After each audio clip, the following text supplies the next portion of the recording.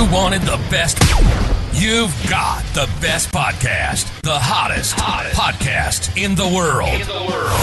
The Chris Voss Show, the preeminent podcast with guests so smart you may experience serious brain bleed. The CEOs, authors, thought leaders, visionaries, and motivators. Get ready. Strap yourself in. Keep your hands, arms, and legs inside the vehicle at all times, because you're about to go on a monster education roller coaster with your brain. Now, here's your host, Chris Voss. Hi, folks. It's Voss here from thechrisvossshow.com, thechrisvossshow.com. Welcome to the big show, my family and friends. We certainly appreciate you guys.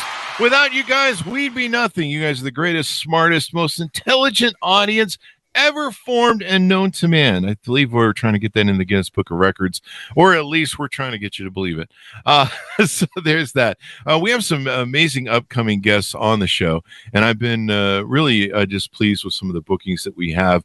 I believe we have another billionaire that we've scheduled on the show, I think coming in June or July. And we also have the captains of one of the ships who's during COVID. He stood up to the U.S. government who was trying to force him to deal with his ships. We're going to have Captain Brent Crozier, U.S. Navy captain. If you remember, he called out for help on the USS Roosevelt and was having problems with COVID decimating his men. And when he did so, the U.S. government was not happy with him, and they took down his leadership and removed him from the ship. But when he did, he walked off the ship to a standing ovation to all of his soldiers. And so it was quite a remarkable moment, if you remember, during COVID. But we'll have him on the show fairly up soon, which will be kind of interesting to have that interview. So be sure to stay tuned. Refer the show to your family, friends, and relatives. If you haven't done that, you need to do that. Just reach out to a friend and say, I love you so much, and I'd love to make you more intelligent, sexier, and brighter, just like I do, because I listen to the Chris Voss Show. Go to goodreads.com/Chris Voss, youtube.com/Chris Voss, linkedin.com/Chris Voss, the big LinkedIn newsletter, LinkedIn group. Also go to TikTok. We're trying to be cool over there. It's not working because we're not cool or young, but we're trying. So there you go. What can you do? That's all you can do. We had an amazing gentleman on the show, a brilliant mind, and he's going to be sharing with us everything he's learned that's going to make everyone smarter, including me, because that's why we have guests on the shows, because I'm trying to be smarter. It's not working because, I sucked a lot of lead paint chips when I was a kid, and I did flunk second grade. So there's that as well. He's the author of the amazing book that came out August 2nd, 2022, Unlock Your Potential, the ultimate guide for creating your dream life in the modern world. Jeff Lerner joins us on the show today, and he has an amazing mind he has brought to the show. He has written me a written guarantee that he has the most amazing delivery he's going to give you today. So if you're not tuning in, listening to the full show, you're going to lose out. So don't lose out. See what I'm doing? I'm playing my audience as much as I can. In 2008, Jeff Lerner was a professional piano player with an injured wrist, facing eviction and divorce, struggling with depression and $495,000 in debt. In the 10 years that followed, he founded 3 8-figure businesses and lost 50 pounds and got remarried. A turnaround he credits to a unique approach to entrepreneurship. Being in capital letters, those of you not watching the video, and he called it the 3 Ps. In 2019, he founded Entre, E-N-T-R-E, which enrolled over 200,000 students in 3 years, and in 2022 was named to the Forbes Business Council. He currently splits his time between Entre, podcasting, and publishing. Free training online. He's also married, a father of children to 4, and never misses a workout and still plays the piano every day. Welcome to the show, Jeff. How are you? I'm so good now. Grateful to be here and excited to get to connect with you and your guests. And we're excited to have your audience. Well. Hey, guest audience, we love them one way or another, however they come. I'm the guest, actually, but yeah, you are the guest. The audience is a guest. Everyone's guest here except for me. Well, I don't know. They can throw me off the show at any time. My bosses sometimes aren't happy with me, which is me. Right. So give us a .com. Where can people find you on the interweb, sir? JeffLernerOfficial.com. And as you're typing the word official, I hope that you will be fuming over those unnecessary characters and excessive finger movements, and you will support me in trying to get the owner of jefflerner.com to sell me his domain because he's not doing anything with it. There you go. I had the same story. I had the same problem. My domain got taken when domains first, whatever, and then the guy died, and it just got loose, and now some SNL guy has it. So thanks for coming on the show. But talk to us a little bit about your origin story. We kind of skimmed over it there on the bio, but it sounds like you had quite the journey, and you played piano for me earlier, which was really beautiful. Well, yeah, thank you. So I'll give you the quick version, and then we can double click on any pieces that you find worthy. I'll start by saying I'm going to try to pick like the most relevant highlights that inform the whole story, right? So I was an only child. I was born with a genetic disorder, and I think that's really important to my story because I have kind of this like underdog, me versus the world feeling because I grew up getting bullied and teased and feeling like, well, me versus the world, right? Mm-hmm. And then I ended up dropping out of high school. I got kicked out of high school my sophomore year, and then what was supposed to be my junior year never really got traction. So you could debate whether I dropped out my junior year or sophomore year. But anyway, it all came to an ignominious ending. And when I told my parents that, look, I basically view schooling as this long form vocational training. Like I'm clearly just being groomed to have a job someday. Mm-hmm. And, presumably along the way, they want me to borrow a bunch of money and get a college degree so I can get a slightly better job so that I can pay back all the debt that I used to get the slightly better job with the college degree. So like, I'm out. I don't want to do any of this anymore. And that should come as a relief because now you don't have to deal with. You don't have to pay for college. Well, and you don't have to deal with little Jeffrey coming home in trouble every day. Oh. And I was just not like, I didn't work well with the school system. I do not institutionalize very well. And so I literally dropped out and I said, but I also don't expect you to pay for me for the rest of my life. So given that I'm 16, I was 16 when I dropped out. And I said, you were already going to, presumably support me until I finished high school at 18. So I've got 2 years when I was already on your dole. So if you'll buy me a piano, I promise I'll practice really hard and try to get some gigs. And hopefully by the time I would be graduating from high school, I can start supporting myself as a musician because I can actually see myself enjoying that and making a life out of doing that. There you go.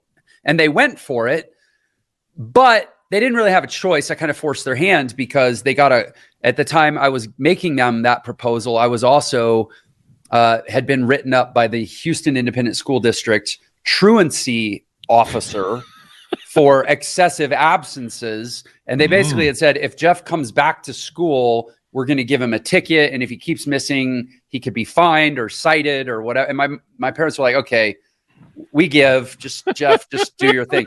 But they said, there's a very good, like statistically, it is probable based on this life choice that you're going to be flipping burgers at McDonald's in 10 years. Mm-hmm. And, if you want to make your bed, just be prepared to sleep in it. And I said, I think they said that to Billy Joel, didn't they?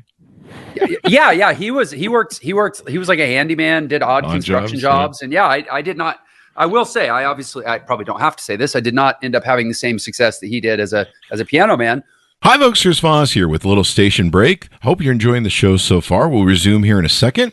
I'd like to invite you to come to my coaching, speaking, and training courses website. You can also see our new podcast over there at chrisvossleadershipinstitute.com. Over there, you can find all the different stuff that we do for speaking engagements if you'd like to hire me, training courses that we offer, and coaching for leadership, management, entrepreneurism, podcasting, corporate stuff. With over 35 years of experience in business and running companies as CEO. And be sure to check out chrisvossleadershipinstitute.com. Now back to the show. But I did end up having a really nice career. I even as a high school dropout, I practiced really hard. This was my first experience of there's so much I learned, like what people tell you is realistic or reasonable or even possible says everything about them and nothing about you. Mm-hmm. Because I had everybody from friends, family, even the piano faculty at the local university saying like, dude, you're 17 years old. You're not going to teach yourself piano and become a professional piano player. Like you're too late. You missed the window. And I spent 10, 12 hours a day for 3 years straight, getting good enough to start getting gigs and have the basis of a career, and ultimately get accepted into university on a piano performance. Well, it was a music composition with an emphasis in jazz piano performance, and ultimately full scholarship. Wow. So I ended up with no high school degree. And so I learned all this stuff. I learned, like, first of all, if I just outwork anybody's expectation of me, I can do things they don't think I can do. Secondly, if I get good enough at in-demand skills, they will waive requirements. They'll change the rules. Like, for example, that rule that says, like, yeah, you're really supposed to finish high school before you go to college. They just forgot about that because I got good enough at the piano that they had a spot. They needed a pianist in the jazz orchestra. And suddenly it didn't matter that I hadn't finished high school. And like, so anyway, I kind of had this early reinforcement that, like, the rules don't matter as much as people say. And the people that say the rules matter are only saying that because they played by the rules, and they really need other people too. So they don't question their own life choices. And anyway, so fast forward, I had a really nice 10-year career as a professional piano player, played a lot of really wonderful gigs, played for a lot of probably some of the types of people you have on this show. I mean, I played piano for billionaires. I played private parties at elite high-end mansions. I played corporate engagements for Fortune 500 Christmas parties, and I played for society galas and fundraisers, and I was like in the society scene. So basically, so picture the contrast. I'm like the little piano player wearing a tux in the corner who makes, who barely subsists on $37,000 a year and plus tips or whatever. And I'm hobnobbing with like billionaires. And what I had in common with them was freedom, right? I'm a jazz musician. They're a billionaire. We can both do kind of what we want when we want. The difference is they just, like, the things they have available to them are much nicer and more expensive, and they know where their rent's getting paid at the end of the month, or that kind of thing. But I drew this connection to a life of creativity, a life of I don't want to say freedom. None of us are truly free. We all have like responsibilities, if nothing else, to find food and water every day. But I sort of saw this.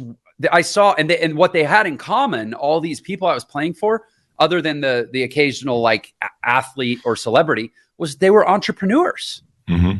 They started companies, and in the modern world, the only people that have enough money to basically live the life that everybody dreamed about as a child are basically entrepreneurs. I don't want to oversimplify that too much. I mean, yes, if you're a upper level management at a Fortune 500 company, or maybe you work at a big bank, or you're just killing it in the mortgage business during a boom in the south of Florida, or like, there are exceptions to that. But generally, entrepreneurs are the ones that have the lives that we all dreamed of as kids.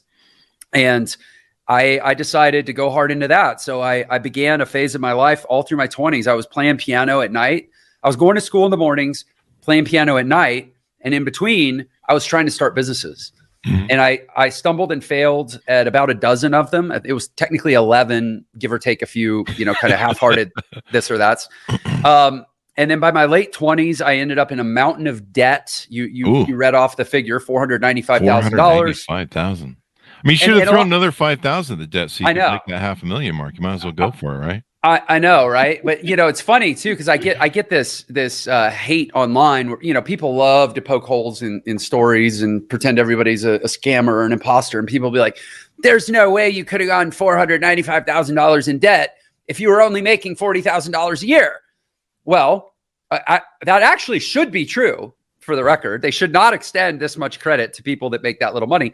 But this was 2006. This was the crazy run up to the Great Recession, the credit bubble. Yeah. And I was able to get an SBA loan to open a couple franchise quick serve restaurants that I thought were, my next entrepreneurial big gamble.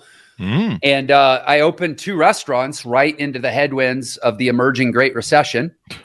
And a year later, I was out of business, and I owed $500,000 to banks, landlords, tax authorities, unemployment commissions, a variety of vendors and debtor or creditors. And so I went online. I was so picture that. I'm 2008. I'm 29 years old. I'm $495,000 in debt. I've actually developed arthritis in my right wrist. That's not good. Because I started so late. I started at 17 and I practiced 12 hours a day. I gave myself arthritis. I didn't grow up biomechanically doing the movement of playing piano that much. So I couldn't, not that I could have gone back to playing piano to pay off $500,000 in debt. That wouldn't have worked anyways. But I was kind of at this place where I got evicted from my apartment. I had to move in with my estranged wife's parents. We were separated, but they felt sorry for me. And kind of like, what am I going to do with my life? And I went online. Hold on. Your estranged wife parents. That's a challenge, I'm sure. Yeah. That's what you call rock bottom right there. Yeah. Living in the spare bedroom of your soon to be ex-wife's parents' house, who's now living in her childhood bedroom, trying not to pass you in the hallways. And even though you share a bathroom, you're not allowed in it at the same time. Like it was real weird. But anyway, I basically went online and I did what probably a lot of people did the last few years through the pandemic too, is like, how do you make money online? Like alternative ways to generate income or whatever the Google search was. And at the time I found, specifically I found something called affiliate marketing, but more broadly, I found the world of digital entrepreneurship and the world of digital value creation, which whether it's promoting affiliate products, whether it's providing digital location neutral services, whether it's selling products through e-commerce, whether it's, what it later evolved into, which is publishing and content creation and influencer type stuff, like that whole world, call it modern entrepreneurship, I discovered in 2008. And I'm pretty good sitting at a keyboard, computer keyboard or piano keyboard. I was able to pay off that $495,000 in debt in 18 months.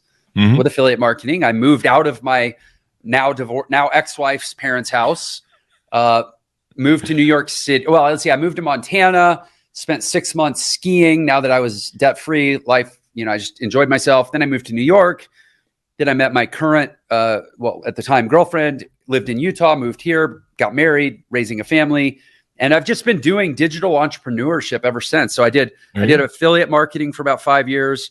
I had a digital agency for about 5 years that I sold. And then in 2008, and I had a couple e-com stores and did some other stuff. And so I guess to bring this all to a head, in 2018, I took stock of my life. I was now 39 years old. I had just sold my agency, multiple seven-figure exit. So I was comfortable. I wasn't like a billionaire, but I was comfortably retired at 39. And I looked at the journey that I had been on over the last 10 years, where 10 years prior to that, I had been, as I described, at my rock bottom.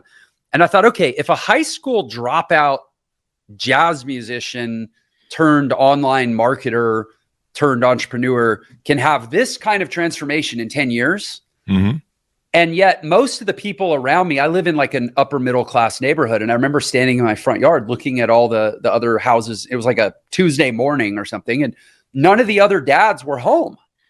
They're all at work. They're the ones that went to college, borrowed student debt, climbed the corporate ladder, doing what you're supposed to do. They're all living the American dream and none of them are home to enjoy it. Meanwhile, the bum musician is retired at 39 playing with his kids. And I was like, okay, maybe I should teach the world, like go tell the world about plan B. And I started putting out videos about how I did what I did and these new modern entrepreneurial skills and digital marketing and sales funnels and this alternative economy, call it the meta economy rather than the in real life economy. And the videos got traction. People started sharing them. And within about 9 months, my videos had been viewed 2 million times. And so I called up a friend of mine, another digital entrepreneur, and I said, dude, I think I'm onto something. People are really interested in like, it's time, right? This isn't like a fringe thing anymore. I think it's ready to break into the mainstream, this idea of becoming like a digital entrepreneur. And so we put a course together and I started selling it on Facebook ads. And that was summer of 2019. And now we're up around 300,000 students have enrolled in that or some other version of that course. And we've got one of the biggest education platforms in the world called Entre Institute. And we teach entrepreneurship for the modern economy. And we help working adults reorient their lives toward a career that's more fulfilling.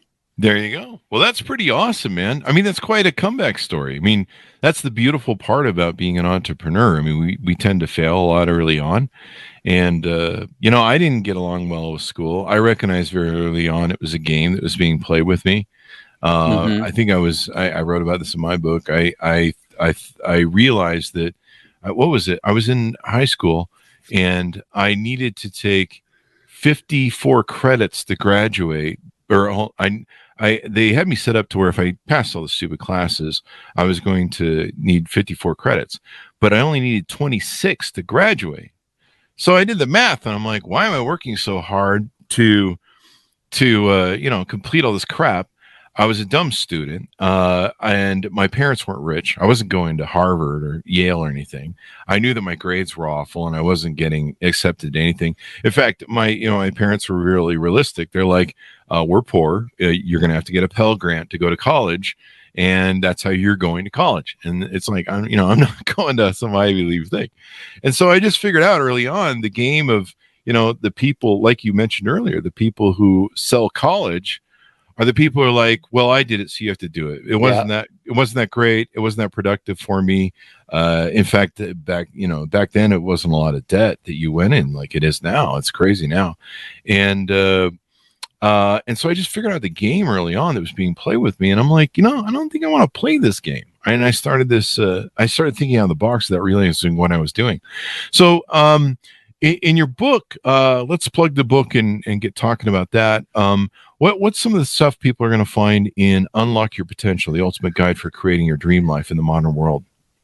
Yeah. So, gosh, it's been a little bit. When you launch a book, so much goes into promoting and launching the book, and then the dust settles, and then you go back to your life, and every now and then you get asked to talk about the book. So, yeah, what I'm sort of like remembering my talking points, but it's basically 3 books in one. It is obviously there's my story is kind of woven through it, kind of little engine that could, rags to riches, whatever you want to call it, right? Like proof that this stuff actually works applied in the context of a human life. Mm-hmm. It's also kind of like an actual how-to guide on how to navigate the modern economy and how to find the best opportunities. One of the things that I'm really insistent on is that there's no prescription, there's no one size fits all prescription for success. One of my friends always says a prescription without a diagnosis is called malpractice. Yeah. And so I think, you have to really get to know someone before you can prescribe the right program for them. And we do that. Like, for example, at Entra, we have an algorithmic assessment called Success DNA, where it's kind of like a personality / professional skills test, where based on that, we say, hey, here's an opportunity that we think could be a good fit for you and the path to get there. But in the book, I sort of do a comprehensive survey of how to attack different types of opportunities and how to know which one is maybe the right fit for you.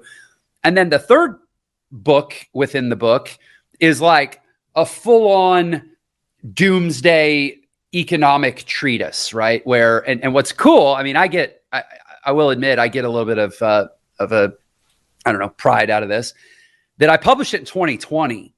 And I was talking about inflation. I was talking about dilution, currency inflation. I was talking about interest rates. I was talking about macroeconomic cycles. I was basically saying the American dream is dead man walking, and it's just waiting for a gust of wind to blow it over. And then literally, I guess I published it during the pandemic, but obviously the timeline of writing a book, I wrote it before.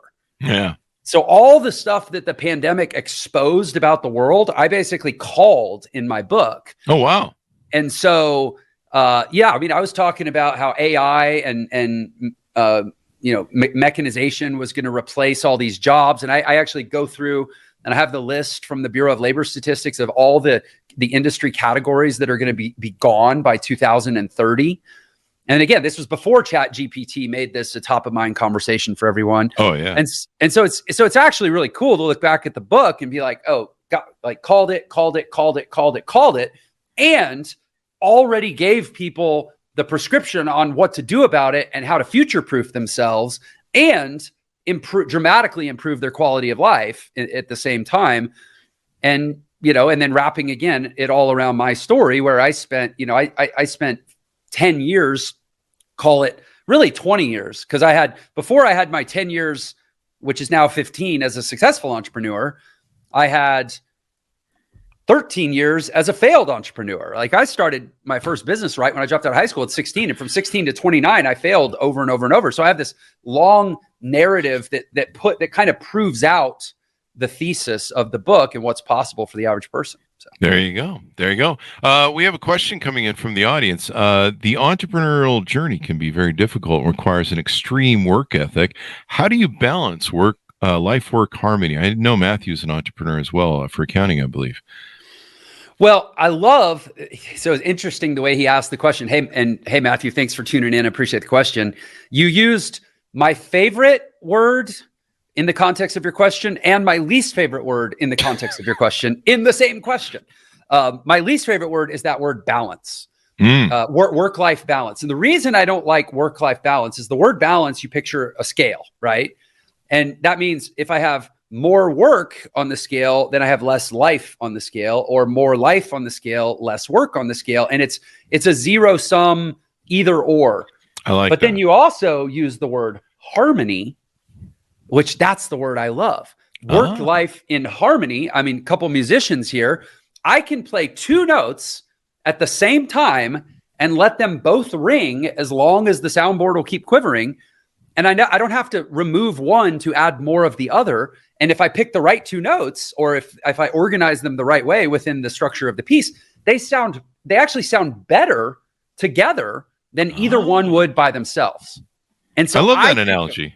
That's how I think of work in life, is harmony. And especially as entrepreneurs, and I realize I'm giving sort of a philosophical answer, right? Like operationalizing it is the hard part, but really to decide, hey, I'm not going to buy into this false binary discussion about trying to balance work and life. I'm going to say, screw it. I'm an entrepreneur. I'm all in. My life probably isn't going to look like, what so-and-so, saw, 2.2 kids on TV watching the Nick at Night reruns, family, household, typical American family household. My life's just going to be different. I might be working all the time, but the difference is I have the flexibility. Like I'll use myself as an example. I'm probably traveling 100 days a year. Wow. And I almost always have at least my wife, probably one of my kids, a lot of times two of my kids, and sometimes three of my kids. My fourth kid doesn't really like to travel that much, or he'd be there too. But but I'm also, it's not like I take the days off. I mean, it's my own company, but it's not like I message HR and like, hey, I'm out of the office these 100 days a year. I just take my laptop and I'm on my phone, and I'm on Slack on my phone, or I'll set up in a coffee shop, I work at the beach. We go to Vegas a lot because I live pretty close to Vegas, and we'll go stay at, the Wynn for like 3 or 4 days, which is right across the street from Fashion Show Mall. Mm-hmm. And I'll take my laptop in my backpack to Fashion Show Mall while my wife and kids go shop. And I just work at the E-Bar at Nordstrom. Mm-hmm. And I'm in harmony. I'm not in balance. I'm in harmony. There you go. Is Fashion Show Mall still open? Oh, it's great, man. You haven't been there? I spent my teens here in 20 years, and I come back and forth between Vegas and Utah. And I'm up here right now, but I didn't know I thought they closed it. I don't know. I can't keep up with what's going on. They probably did during the pandemic, but it's thriving now. Yeah. Oh, there you go. That's the one in Murray, right? No. Fashion Show. Oh, no, you're talking about, what is that place called? But that one's open too. Town Square, or no, Town Square's in Vegas. Yeah. Fashion Place. I get them all confused too. Yeah. I don't. Anyway, no, Fashion Show Mall is on the Strip across from the Wynn. Oh, you're okay. You're talking about Las Vegas. Okay. Yeah, I'm getting my Utah and my thing. It's funny. You mentioned some Utah stuff, and I was like, there it is. So it looks like Matthew agrees with us. You nailed it. I am truly trying to focus on harmony and stop the work-life balance. I love that. That's brilliant. I think there's more to that though. One of my favorite words that I have these kind of like anchor words in my life, and one of them is the word enrollment. Like even in sales, I much prefer the term enrollment, right? Like getting people to voluntarily choose into something, not like strong arm, make them do what I want them to do. And so within what I just said in answer to Matthew's question is like, I mean, assuming you have a like family is the big X factor. If you're by yourself, you do whatever you want and who cares, right? But how to enroll your family into this idea of a life where maybe mom or dad is always kind of on, like work doesn't clock out and clock in the way that maybe a lot of people have historically grown up with or think of the way work is supposed to work. That's one of my least favorite words, is supposed to. But to enroll family into this way of being in the world, because that's the reality of entrepreneurship, right? It's not a clock in, clock out thing. There's got to be perks. There's got to be upside. There's got to be this shared vision of a life that you're creating together as a group that is powered by the fuel cell of your entrepreneurial work-life harmony. And it's got to deliver for them too. Or else you're not, or else it's not really harmony. There you go. So what do you see for the future of you and your company? What do you have your eye on going on in the future? Any thoughts on AI? I mean, you mentioned ChatGPT as well. Yeah. I mean, I have multiple businesses now. Entra is the probably the one I'm most visible with and the most passionate about from the standpoint of like, it's my mission business. It's how I'm going to, trying to change the world. There are hundreds of millions of kids, or at least probably tens of millions of kids out there, just like me, not a fit for traditional school, don't see the path, don't see the point. And ultimately I want Entra to expand. Right now, it's for working adults because they're the ones that are craving the life change and have the money to pay for some new tutelage. But ultimately, I want us in schools. I actually want us as an alternative to the school system.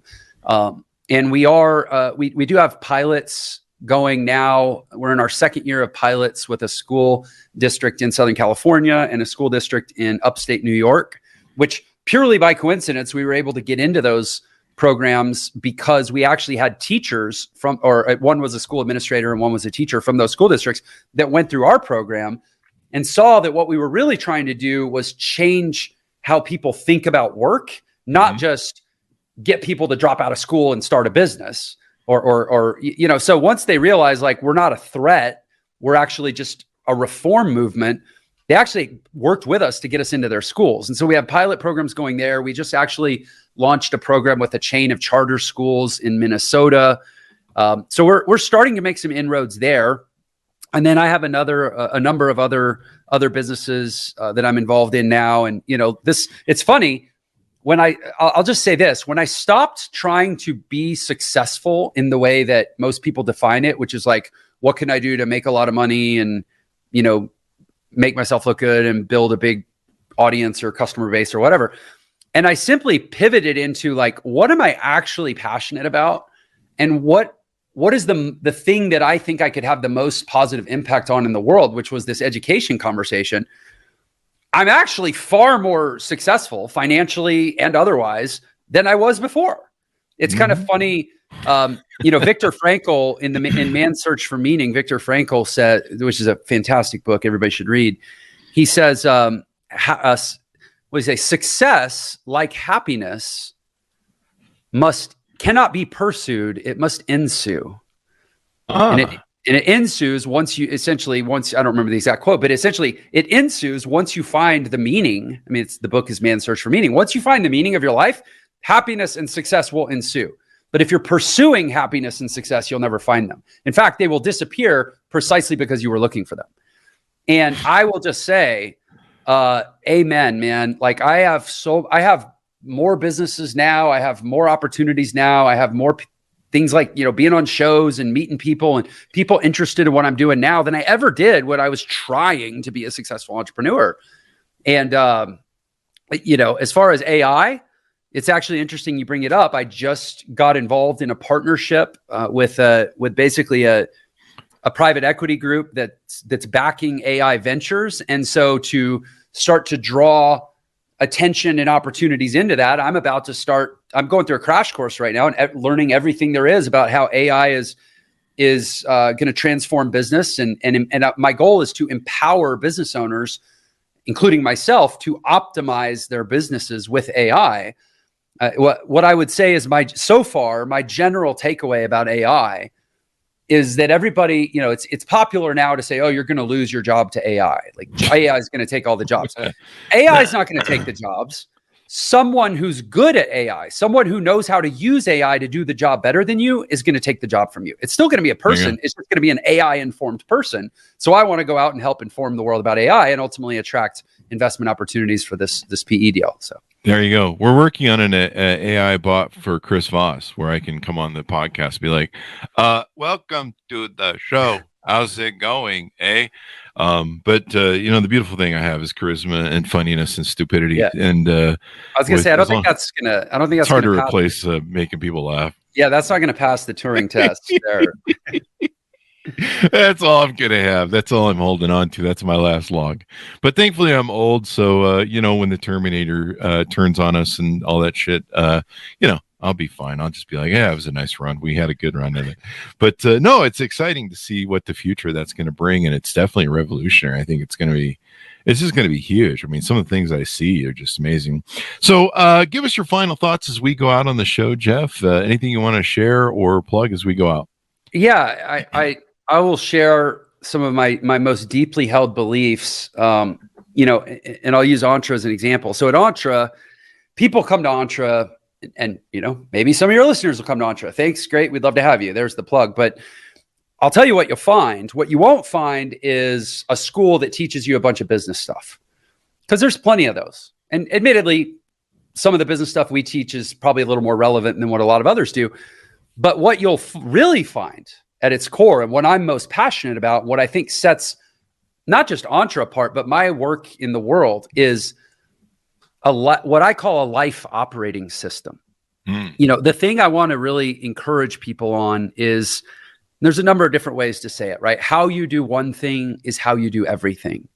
Or the key to, happiness and fulfillment is to figure out why you were created on this earth. What are you really meant to do? Look back at your personal narrative and find the through line that orients you toward why you're here, that's unique and different and explains why you have fingerprints and you're not just like everybody else. And then integrate your entire life toward that end. Figure out why you're here, what you're supposed to do, and then integrate all the different aspects of your life. Ultimately, create a systemized way to live. One of the reasons my bio references the fact that I never miss a workout. I play the piano every day. I spend time with my kids. I do this, I do that, is because I've created an operating system for my life that I basically make no decisions on a daily basis. I always know what I'm supposed to do next. I pretty much always know. I mean, that's not true. I mean, you run a business, you make decisions, but I've limited it to only emergent decisions that require immediate response, like what to wear, where to go, what to do, what meeting to be on, what appointment to take, when to get up, whether to work out or not, what to eat. Like all that stuff is automated. And I want to just encourage people that, discipline equals freedom, like Jocko says. Discipline equals freedom. I love that. Oh my gosh. Yeah. And that if you will, and we don't have time to fully unpack this, but most people are capable of, I conservatively say, about 2.5 times whatever they're currently doing is at minimum what they're capable of. If they would just sufficiently systematize their life. There you go. Discipline is such a key word, dude. Yeah, we teach you how to do that at Entre. We more than courses, we actually teach you how to install an operating system into your life so that you're even cut out to go be successful as an entrepreneur. There you go. There you go. Well, it's been insightful to have you on the show, Jeff. We talked about a lot of wonderful things and stuff. Give us your .com so people can find you on the interwebs, please. Again, jefflernerofficial.com. And that's also my handle at every platform but Twitter. It's too many characters for Twitter. Twitter, I'm the Jeff Lerner, but everywhere else, Instagram, YouTube, LinkedIn, Facebook, you name it, TikTok, Jeff Lerner Official. There you go. Thank you, Jeff, for coming on the show. We really appreciate your insights. Thank you, man. It's been a lot of fun. There you go. And check out the book. You can order wherever fine books are sold. Unlock Your Potential, the ultimate guide for creating your dream life in the modern world. Because who wouldn't want that? And no one wants to create their nightmare life. Although I think some people have issues and subconsciously want that. But maybe that's your dream life, is to live a nightmare. I don't know. You can work that out with your psychiatrist. I talked to mine, and he says I need a lobotomy. Anyway, guys, thank you very much for tuning in. We certainly appreciate you guys. Be sure to refer the show to your family, friends, and relatives because you need to have 5 people in your downline. We're not an MLM, but we're just kind of like a cult, the Chris Voss Show. But there's like no suicides or death in there. Just living your best life. The best life living cult. Is there such a thing? I don't know, but we just made one. Anyway, guys, we love you very much. Thanks for tuning in. Go to youtube.com/Chris Voss, goodreads.com/Chris Voss, LinkedIn, the big LinkedIn newsletter, the big LinkedIn group, and go see us on TikTok. Please, for the love of God, follow us over there. We're trying to be cool, but I'm old and it's not working because you got to be young to be on there. Anyway, we're trying. Thanks for tuning in. Be good to each other. Stay safe, and we'll see you guys next time. And that should have us out, Jeff.